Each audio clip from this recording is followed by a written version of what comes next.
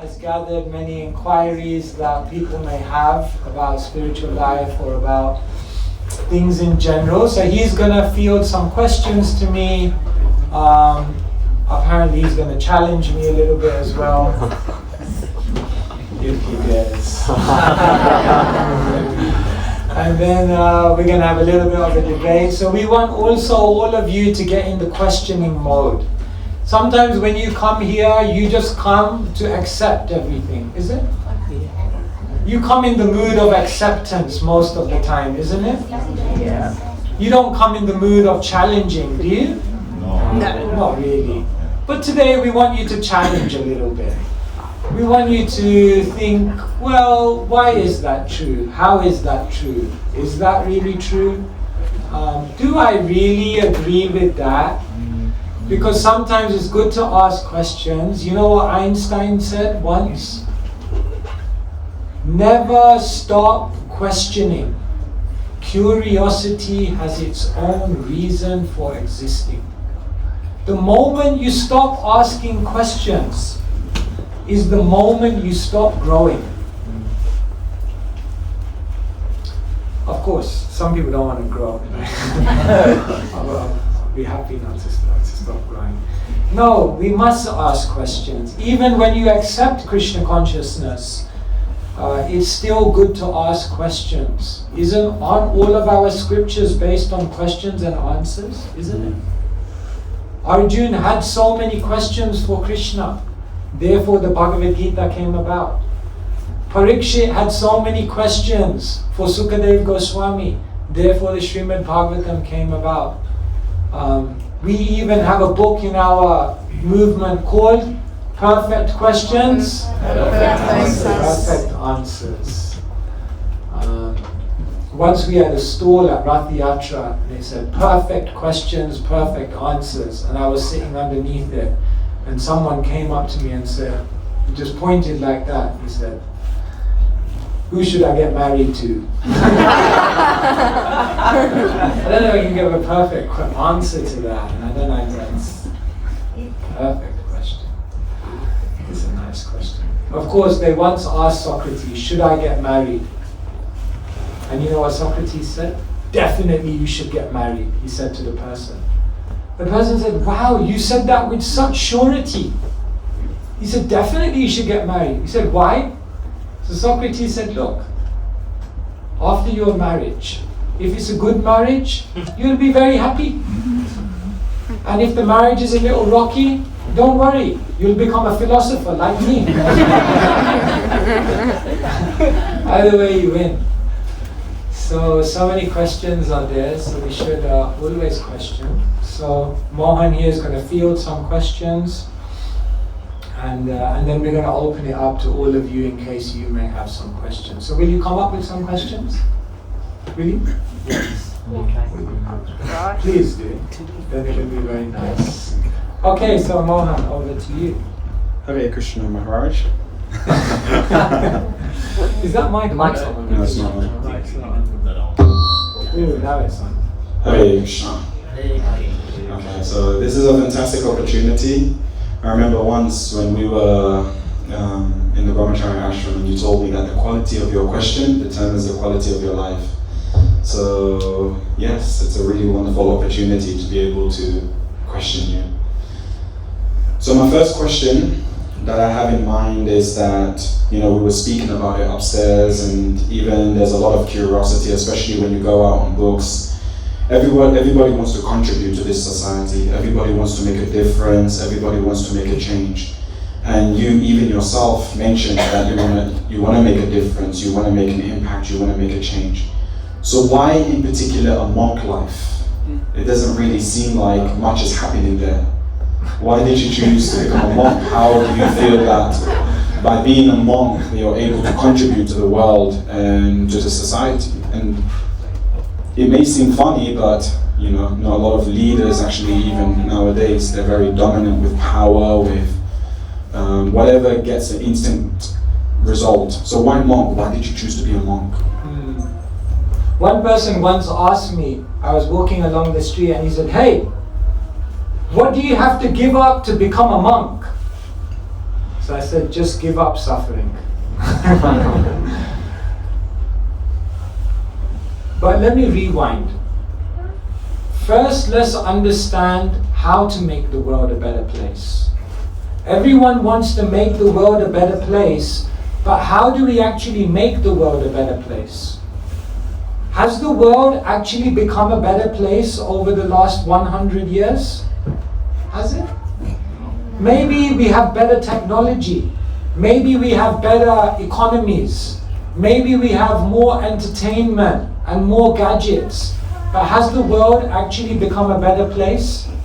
They say we have taller buildings but shorter tempers, wider highways but narrower minds. We have more conveniences but less time. We're more connected but we're further apart. People buy more but they enjoy less. We've increased our possessions but reduced our values. So in what way has the world actually become a better place? Along with all of the advancement in technology and other things, the world needs spiritual knowledge. Because without spiritual knowledge, all of those things won't make people happier.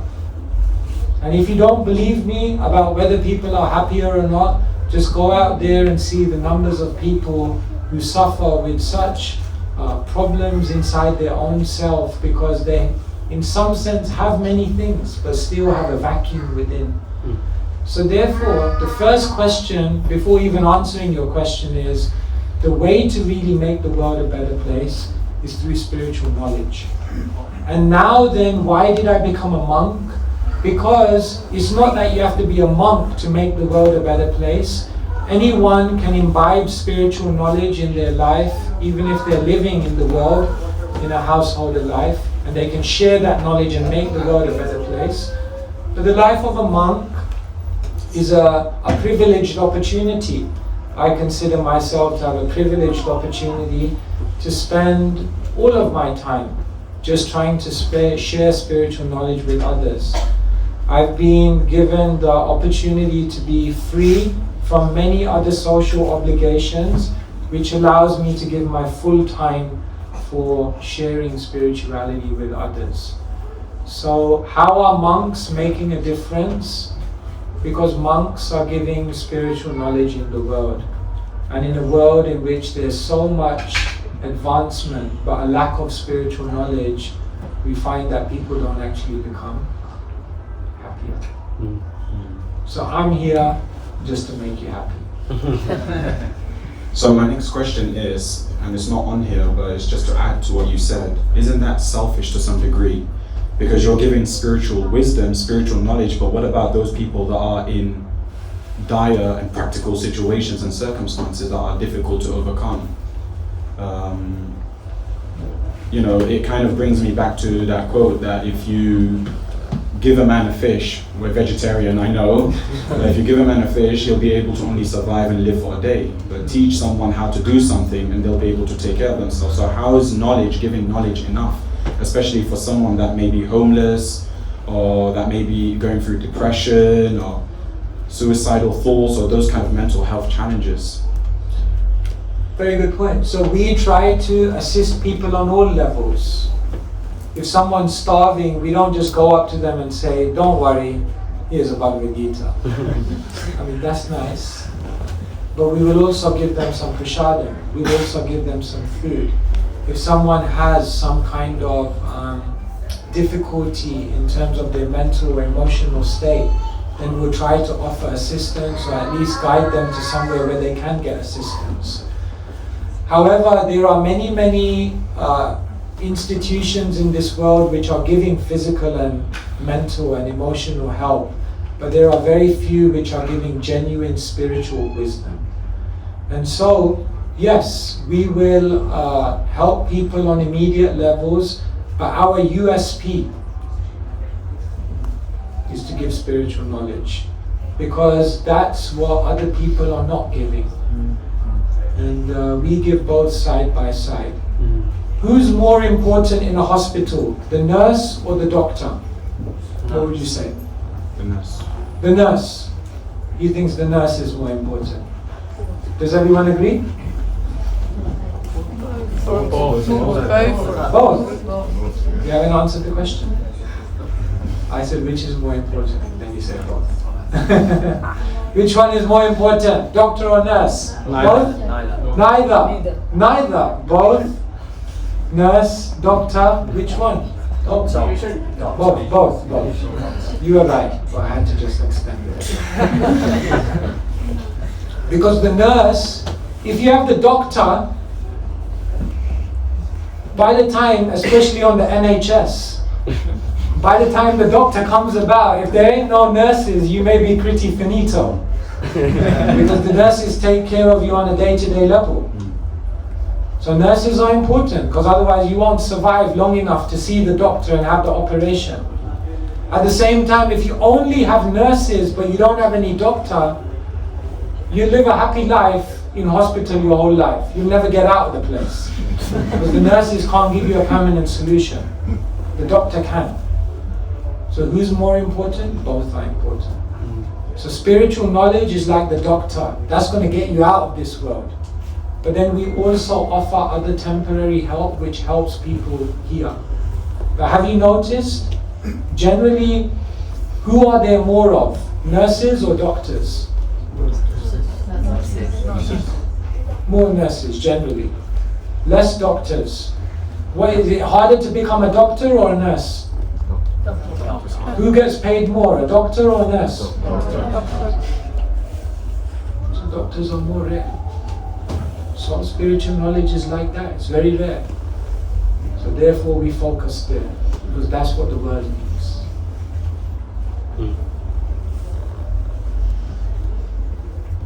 Thank you so much for that, Maharaj. That sounds good. Maybe I might come back to that later on because I'm still not satisfied. But in the meanwhile, you know, for 20 years of your life you spent as a celibate monk. And recently we're all aware that you took the renunciate life. What made you take on that decision? What made you take on that choice? Why did you choose? What's the difference between the two? Yeah, so nowadays you can see I walk around with one of these. It's a good weapon. And it's, you know, people tend to pay attention when you hold one of these. What is it exactly? This is the staff of a renunciate. And in the Vedic system, there are two types of monks. One is called a brahmachari, and another one is called a sannyasi. So brahmachari means a student monk, and a sannyasi means a lifelong renunciate. So it's, many people will become a student monk for some part of their life, and then, as you were, and then at some point in time they will make a transition and then get married and have a very spiritual life through family life, and that's wonderful. And there are some monks who will decide that after their student training that they want to live their entire life as monks. And when they do that, they take a vow known as sannyas, in which they close all the other doors and they say, for the rest of this life, this is what I'll do, and I will not deviate from that. I will remain focused. When you take sannyas, then you hold one of these staffs. In this staff is 4 bamboo rods. I got them from B&Q. Normally you're supposed to get them from a sacred forest, but what to do?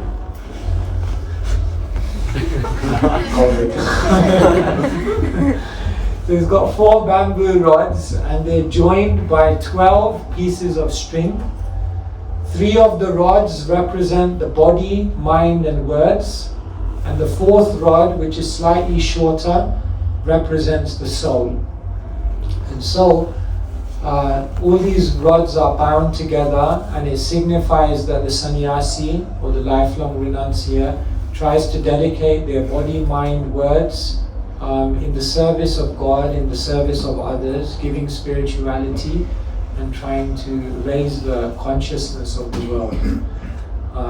And so a sannyasi carries this around. not literally everywhere. Someone asked me the other day, do you sleep with that in your bed? Not exactly, but so it's a vow, and then someone may say, but what's the need to make that vow? Well, it's a commitment. It's like, what's the need to take a marriage vow? Anyone here took a marriage vow? You people looking very miserable there. Come on, it's not that bad. Yeah, you took a marriage vow. Why did you take a marriage vow? You could have just been together for your whole life. Why did you take a marriage vow? System. It's a system which is... It's a system, okay? It's a lifelong commitment. It's a commitment. It's an exhibition of your commitment to that person. It's an exhibition of love. It's a sense that, no, we invest in this relationship. So the sannyas vow is like that. Just that instead of getting married to a person, you get married to a stick. Not just married to a stick, but married to the mission of trying to uplift others. So Krishna in the Bhagavad Gita actually gives a deeper definition of sannyas. And in Sanskrit what he says, Anashrita karma phalam karyam karma karotiya sa sannyasi cha yogi cha naniragnir na cha kriyaha. Who is actually a sannyasi? Is it one who carries a stick? Is it one who dresses like this? Is it one who takes a formal vow of renunciation? Krishna says no. The real sannyasi, the real renunciate, is the one who has given up all selfish desires. When you give up your selfish desire, that is actually the real meaning of sannyas. So actually, sannyas is not just a dress, it's not just an external change, but it's actually an internal change of heart. And sometimes someone may be living in a married life, but they may be more of a sannyasi than even a sannyasi if they live in a very, very selfless way. Does that help? Yes, Maharaj, but you're quite young. So don't you find it overwhelming to have taken that sort of stage and phase of your life? Isn't there anything that you regret? Especially what to think of in the future if you may think that one day, oh, I would like, get married. 41. Is 41 young? It's young, I guess. What's the guess? Srila Prabhupada, once he was in India and he was giving sannyas to a 26-year-old. Wow. And one reporter said, but sannyas is for old people. Sannyas you take in your old age. So Prabhupada said, yes, you're right. But Prabhupada said, what does it mean to be old? So the reporter, he couldn't answer. He was a young person in age. So Prabhupada said, can you guarantee, Prabhupada said, old means close to death. So Prabhupada looked at this young reporter and he said, can you guarantee you will live longer than me? The reporter said, no, I could die tomorrow. So Prabhupada said, therefore, you are old, I am old, he is old, everyone is old, because life is so unpredictable that we don't know what will happen. Old means close to death. So therefore, Gandhi, he said, if there's something good and you can do it today, why wait till tomorrow? So there's a sense in which when an opportunity comes in spiritual life, there may be some good discrimination in waiting, but there's another side of it where we seize the day and take the opportunity. And is it a risk? Is it a risk? Yes, it's a risk. It's a risk to take sannyas. Is it a risk to not take sannyas? Yes. Yeah, it's a risk. Is it a risk to get married? Yeah. I said it, not me. Is it a risk not to get married? Yes. Everything's a risk. Everything is a risk. Is it a risk to sit on that chair? I'm not preparing you for anything. Yes, everything is a risk. Sometimes we think not doing something is safe and doing something is a risk. That is a complete illusion. Did you know that not doing something is just as risky as doing something? Do you agree with me? So, come and join me. It's risky not to. No, I'm joking. Everyone has their part. Especially for some of us, not many of us, we may think that the life of a sannyasi is very easy. Just travel and just preach. But what does it really consist of other than that? Well, how do you usually spend your time? Is it easy?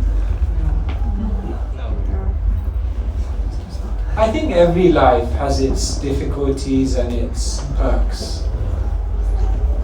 Yeah, I was just in the Swiss Alps. That was nice. What's there? Sannyas. Okay, let's go to the Alps. It was nice. And yes, it does have a difficulty. Sometimes you're traveling a lot. Sometimes you don't know where will you be day after day. Moving all the time.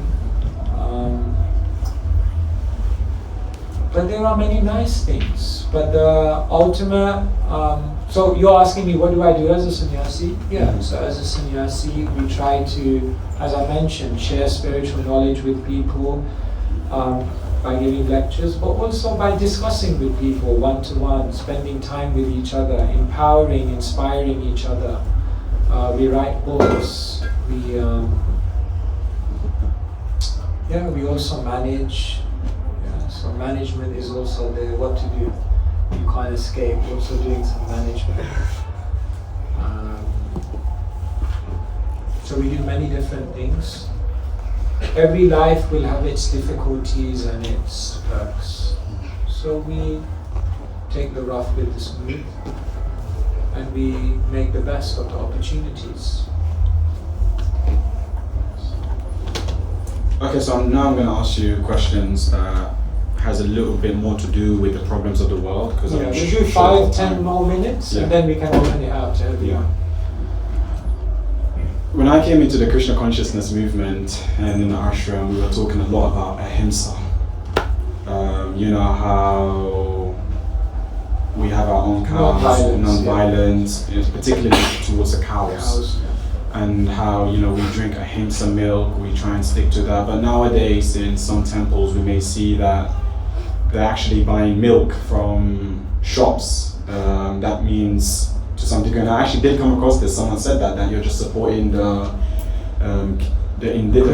cruelty towards animals. So how can you actually explain that?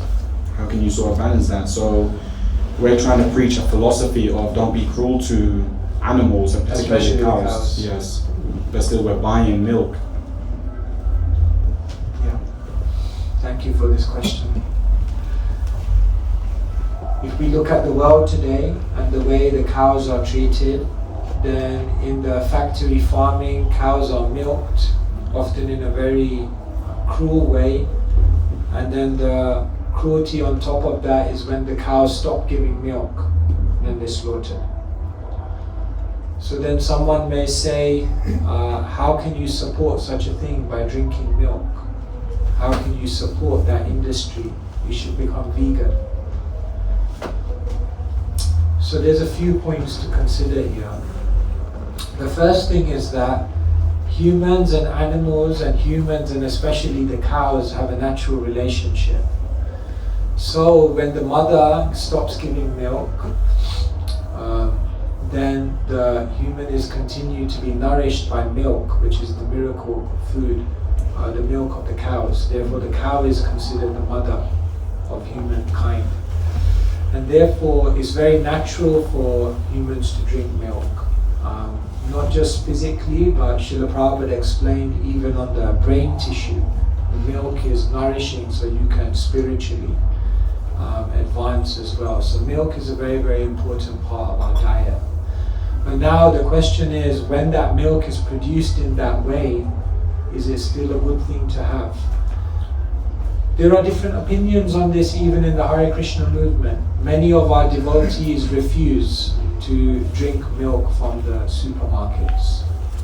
They will not drink milk. Some devotees say they will only have ahimsa milk. You understand? Ahimsa milk. That means there are certain farms which have been created across the country where cows are taken care of properly. They're milked in a very kind way, in a loving way. And then when they stop giving milk, they continue to be cared for till the natural end of their life comes. So like this, we have some ahimsa farms, and we want to expand more. So some devotees will only take ahimsa milk. So the first thing is that different devotees do approach this in different ways. But now your question is, why in our temples do we still have milk? Because there are two things to consider here. The first thing is that milk is still an important part of our diet for spiritual reasons, and not everyone will have access to ahimsa milk, so we still take that milk because of its benefit in terms of our ongoing nourishment and spiritual development. However, at the same time, we are making an active contribution and effort to create a different alternative. Therefore, what many devotees do when they buy a pint of milk from the supermarket, they say, for every pint of milk that I buy, I'm going to set aside, say, 20 pence that goes towards cow protection and creating ahimsa farms. And if everyone did that and said, for every milk, because some cruelty has gone into this, I should make a solution. And they set aside something for every pint of milk. If everyone did that, we could have a central fund which would then create many farms, which would then create a positive alternative. So as devotees in the Hare Krishna movement, we're not just looking at how to abstain ourselves from it, but we're ultimately looking at how to make a positive alternative. So yes, but you're right, even many devotees will avoid milk. That's a personal choice. We also know that when a cow gives milk and is offered to Krishna, then that milk, which is then offered to Krishna, gives the cow great spiritual benefit as well. So even in all of that cruelty, the cow will still get benefit. But we should not use these arguments to divest ourselves of the responsibility to make a positive alternative, and we're trying to do that. Thank you so much. One last question, and perhaps maybe then we can open up for everyone else. So this may be also a very controversial one. And then it's all credit to you. So in Shastra we see that it's a very sort of male-dominative, acharyas, and Srila Prabhupada says very intense things sometimes about women. So it kind of almost seems like he sets a certain rules for women and another rules for men.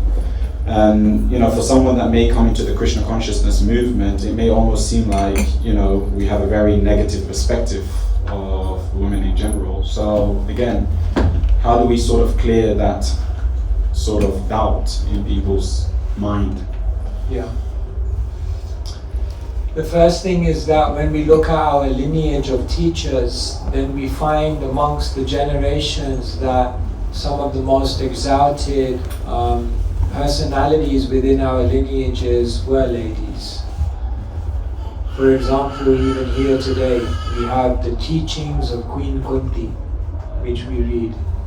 We have Janava Mata, who was the wife of Nityananda Prabhu, who was considered the leader of the Vaishnavas of her time. We find even in Srila Prabhupada's time that Srila Prabhupada gave ladies very high responsibilities. He sat while they lectured in front of him, and they became teachers of Krishna consciousness. And so when we look at the position of ladies within our Vedic culture, we have to see all the different angles. Of course, India had its culture in which there were certain gender roles. And sometimes what has been done over the centuries is that those traditional gender roles have been taken and then they've been exploited and misinterpreted and misapplied. One thing we have to realize is that there is a difference between men and ladies. When we talk about gender equality, we should not try to reduce gender equality to gender sameness. Sometimes the way in which they try to create equality in the world today is by trying to make everything artificially the same. But that's not an intelligent way of doing it. Men and women are different. Men and women have different strengths and different weaknesses. And therefore we have to look at the physical frame which we've been given and then find the best way in which we can empower each other to then use that body in the service of God to ultimately reach perfection. So basically what we're saying is that Srila Prabhupada gave opportunities, the highest opportunities to ladies. Just like here, we are worshipping on the altar, and in traditional Vedic culture, Indian culture, ladies would not be on the altar. But Srila Prabhupada gave that opportunity, recognizing that our times are different and opportunity should be there. So we're a living tradition and we're moving and we're evolving, and in this way Srila Prabhupada's movement is about empowering and giving everyone the full opportunity to utilize their talents and abilities. So those are some thoughts.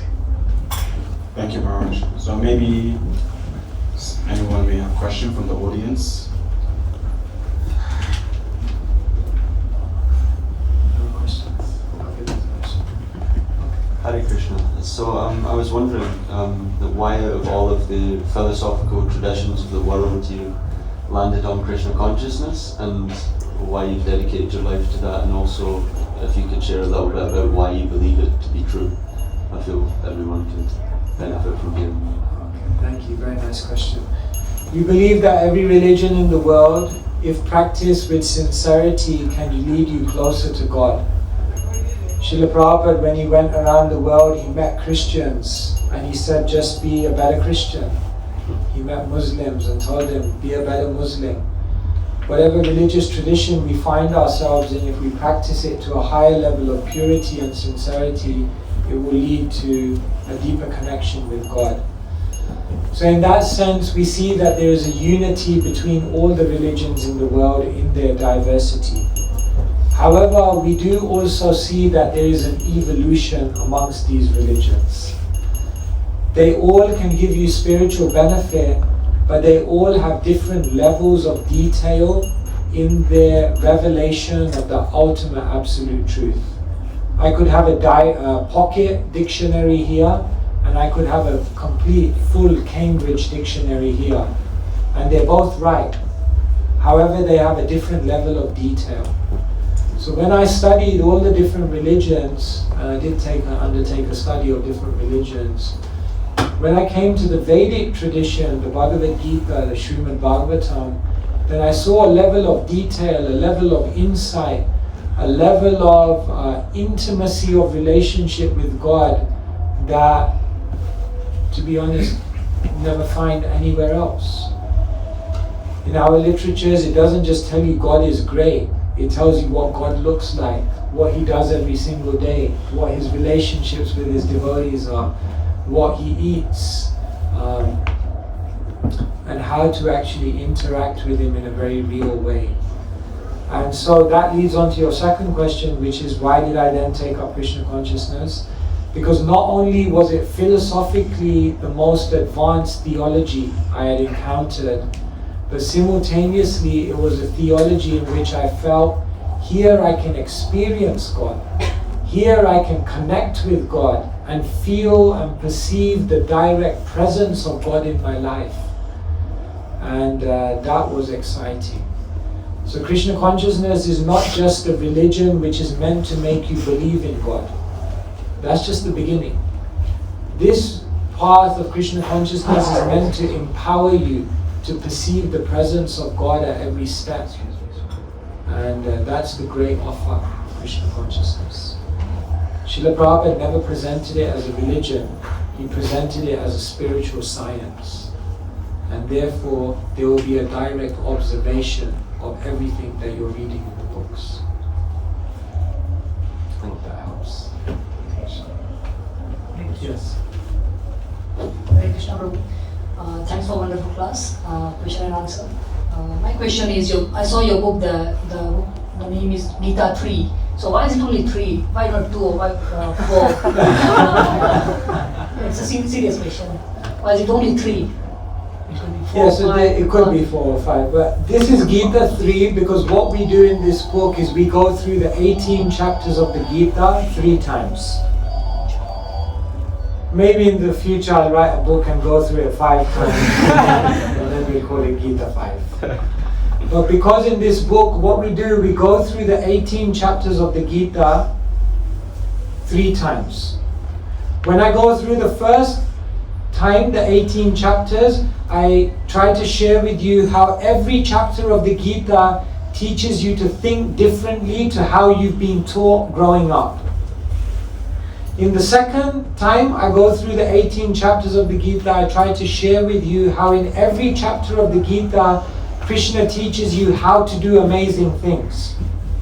He teaches you how to be determined, how to find love, how to have the best relationships, how to free yourself from stress. So that's the second part. And in the third time, when I go through the 18 chapters of the Gita, I try to show you how in every chapter of the Gita, Krishna removes every conceivable excuse you could come up with as to why you can't practice spiritual life. Someone may say, I can't do it because I don't have time. Krishna removes that. Someone may say, I can't do it because I'm not intelligent enough. Krishna removes that. Someone may say, I can't do it because I want to do something practical to help the world. Krishna removes that. He removes every excuse you can come up with. And so, this section has, this book has 3 sections. And therefore it's Gita 3. Thank you. Hare Krishna. Thank you. I didn't plant that question so I could promote it. But thank you for letting me do that. Hare Krishna Maharaj, Dandavat Pranam. It's good to see you again after Shankar Fest in London. Oh you yes, graced us with your presence course, there. yes. Yes, I remember seeing you there. My question is basically, I've got friends that are in the restaurant trade and they deal with meat, but deep down they really want to be spiritual. But obviously, working in that trade is very hard to get out of that trade and practice the spirituality. And sometimes they feel demoralized, but deep down they've got how should I put it? They've got intention to actually really go forward. Yes. Towards Krishna. What advice would you give them? Yeah, like we come to Krishna consciousness once our life is already set up in a certain way. And then you realize, oh my God, this is not compatible. Have you ever been driving on a motorway and then you get so distracted that you miss your exit? Isn't that annoying? And then it's like, oh no, I just missed the exit. It normally happens. Yeah, it normally happens, right? And then all you want to do in that moment is just like turn around. But that would not be very good for your health. It's very dangerous. You can't do that. So then when you miss the exit on the motorway, what do you have to do? You just have to wait. And you have to say, okay, I've got to drive. And all the time you're driving, you're thinking, but I'm going away from where I'm meant to be going. But what to do? You have to drive.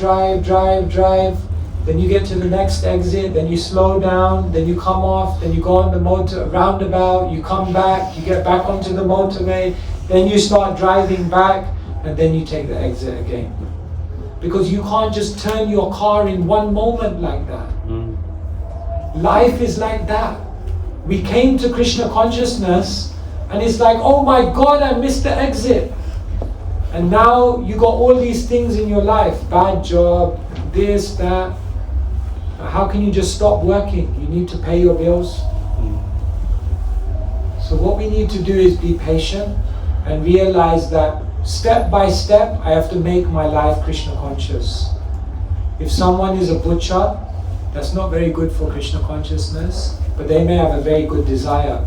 So what they need to do eventually is start going into the newspaper and looking at some other vacancies or other jobs. And gradually try to move yourself out of that. In the time when you're taking to move yourself out of that situation, Krishna is kind. Krishna understands that you can't do it immediately. So he will not hold it against you. But as long as you're making the endeavor to then go towards a life where you're not involved in such things. So nowadays there are so many jobs. Nowadays there are so many ways to survive. So gradually, if we're caught in something like that, we have to make a step-by-step plan to try to come out of that. Is that fair? I think it's both done with fun. Thank you so much for that. So step by step. It's not that tomorrow. But step by step, because you see, in meat eating, multiple parties get the reaction. The person who kills the animal, the person who transports the animal, the person who sells the animal, the person who's working in that environment, the person who buys the thing, the person who eats it, all are involved in the karmic chain.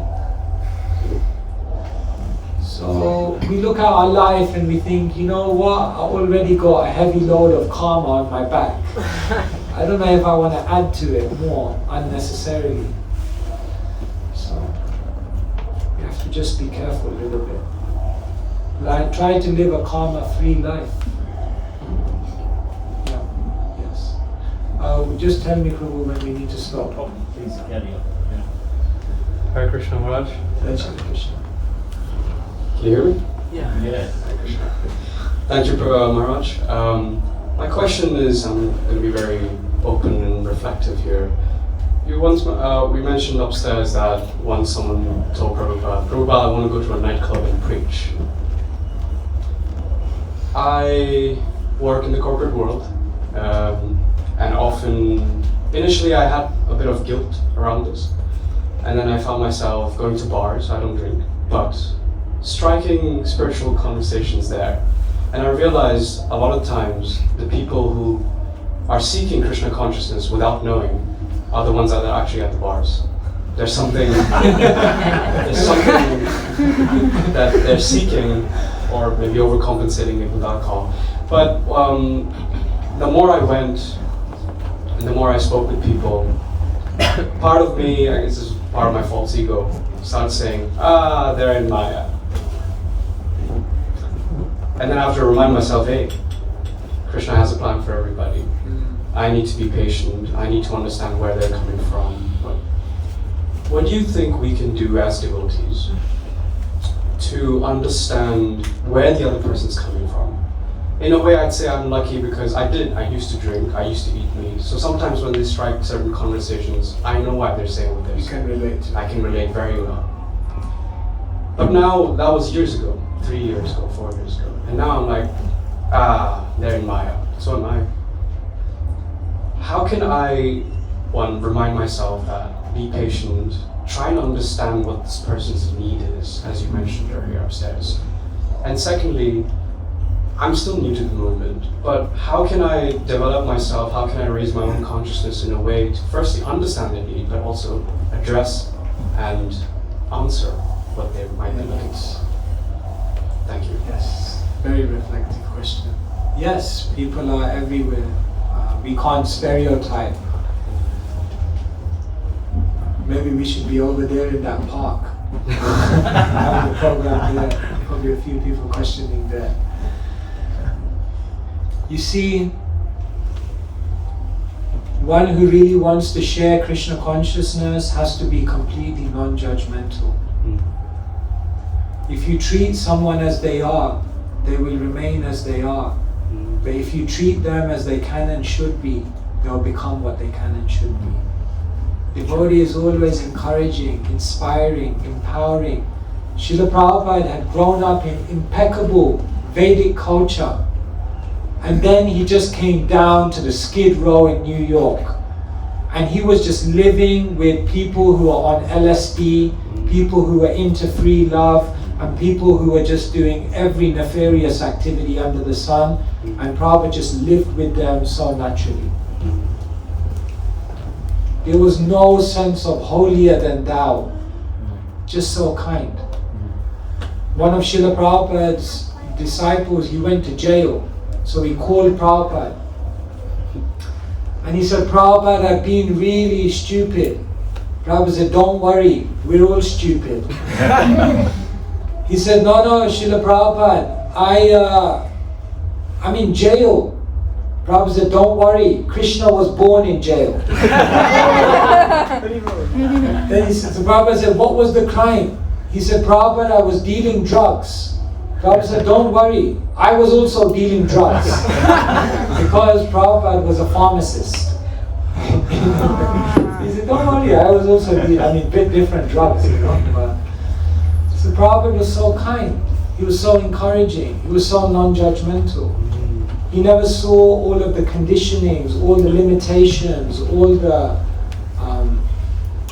anarthas, but he saw a spark of sincerity. And what did Prabhupada do? He fanned the spark. He fanned the spark. So, as ones who are trying to go in the world and help others, we have to try to see where there is potential, where there is good, where there's an entrance point. And then use that to try and resolve all the other negativity that is there, all the bad things. So, yes, we should not judge anyone. We were also, they say, every saint had a past, and every sinner has a future. I saw that behind in front of a church once.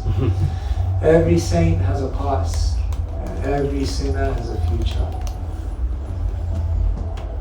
Be kind. You're already doing that. And yeah, do it at the bars. Maybe you'll find a few people. That would be nice. It's possible. We need everyone, everywhere. Devotees used to do Gauranga, isn't it? They used to do the Gauranga stickers. Used to go everywhere. Clubs, pubs, bridges. On all the bridges I see Gauranga. So they stopped one person once on the street. They gave him a book and he said, before you go, can you say Gauranga?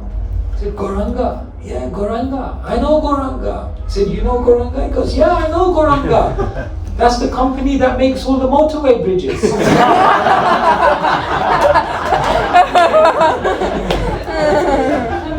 Well, not exactly.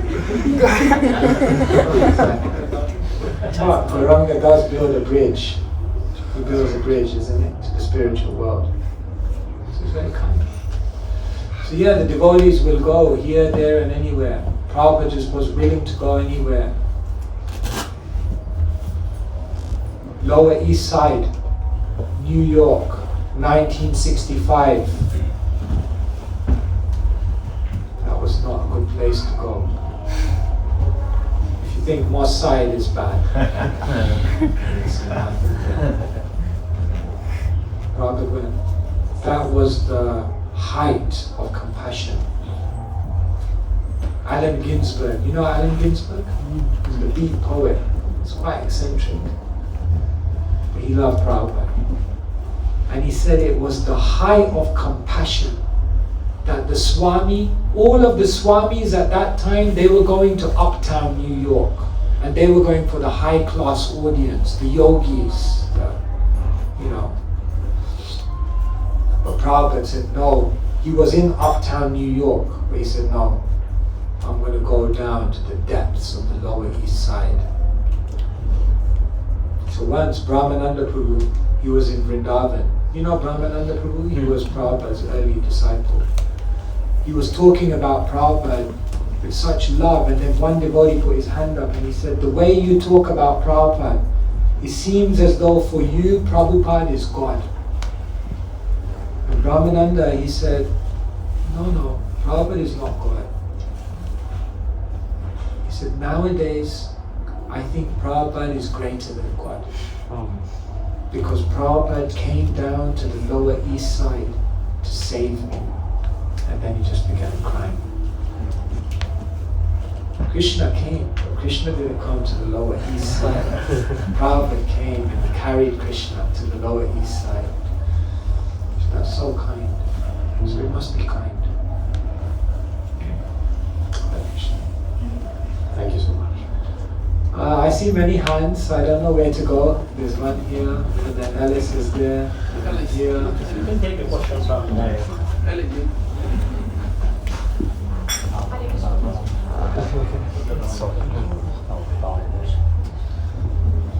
Hare Krishna Prabhuji. Sannyasi means renunciation. Renunciation from the world as well as from the relationships. So my question to you is that, is the sannyasi still a son to his parents? Does he still have son's duty towards his parents?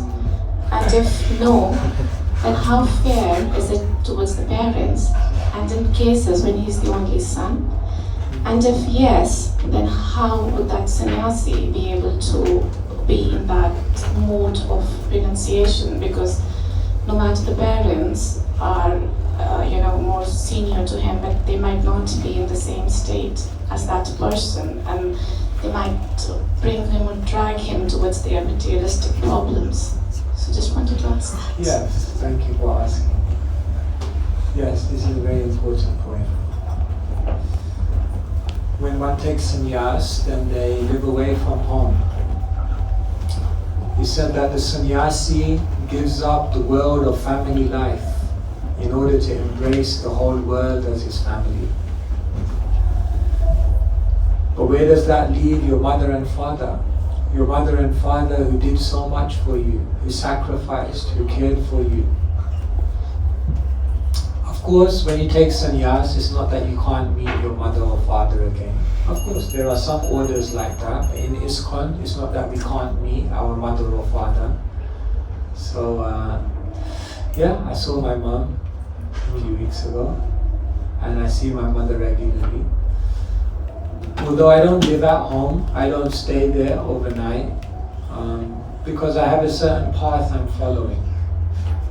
Now when one takes sannyas, then what they do is they make sure that there's enough provisions in place so that their parents will be taken care of. And that is for each sannyasi to make all of those arrangements before they take that step. So it's not that, it's not cold, it's not ungrateful, it's not neglectful that we just walk away and we just leave them hanging. No, we will make an arrangement so that they will be cared for. However, what the sannyasi or the renunciate does is that they're actually giving back to their parents in the greatest way. Because what is the real duty of a son or a daughter? Is to take care on a physical level, is to take care on an emotional level, but the real duty of a son or daughter is actually to help their parents spiritually as well. And whatever bhakti you do, whatever devotion you do, that will be for the benefit of your parents also. Isn't it? It's said that just by the devotion of Prahlad, how many generations of his family were liberated just by his devotion. So, when I left home and left my parents, it was difficult, naturally, and it was emotional for them. They want to see you. Mother wants to see you married. Full stop. One time my mom, she just looked at me. She said it with such sincerity. She was so frustrated, but it was very sweet. She just looked at me and she said, "Can't you just be normal?" And I thought, Mom, it's gone too far, I've lost it. I can't do it. So yeah, naturally, motherly affection is there. Prabhupada said the purest type of love in this world is the love between a mother and a child. I thought about that one time. that in my life, every single relationship changed. With my father it changed. With my guru it changed. With even devotees it changed. But the only one relationship in my life which has never changed to this day is my relationship with even with Krishna it changes. Mother. When I go home now to see my mom, the first thing she asks me, where's your laundry? If I don't go home without something for her to wash, I won't hear the end of it. So sometimes I take clean clothes just for her to wash, because she wants to wash something. That's the service spirit of a mother. So yes, anyway, in answer to your question, yes, we can still see our parents. Number 2, we make provisions so that they will be cared for. And number 3, we realize that actually what we're doing is the greatest service to them. Because hopefully if we do anything useful in our life, which hopefully I've got some more years to try and do something useful, if I do something useful by Krishna's grace, then the benefit will go to her. But still, having said all of that, still for a mother to hear what another mother has to go through like that, it will be tough. Even Chaitanya Mahaprabhu's mother, sannyas, you don't understand. Even the Supreme Lord's mother, when he took sannyas, she was crying and crying and crying and crying. Once we met a sannyasi in Venezuela. He was a sannyasi and he had 22 siblings, 22 brothers and sisters. So he was the 23rd, and he took sannyas. And he said, you know what?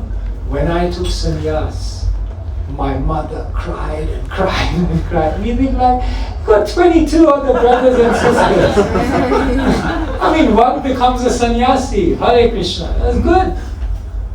She said, even then my mother cried, and it's a bond. So it's there. She's okay, she's happy. I think she's happy if she's watching online. Hare Krishna. Yes, we are going on a long time. I mean, I'm okay, but I'm just like, everyone's here. I don't want to unsettle. It's kind of hot. It's fine, man. It's fine? Okay. Hare Krishna. Hare Krishna. The question I want to ask is about physical material desires and wants. I'm really new to the movement, so excuse me if I'm ignorant to anything.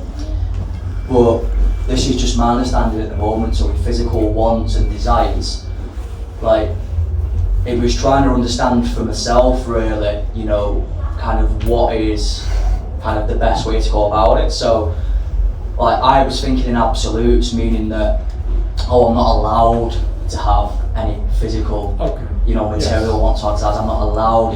He's kind of shunned upon. That's just how I viewed it as I read through some of the texts.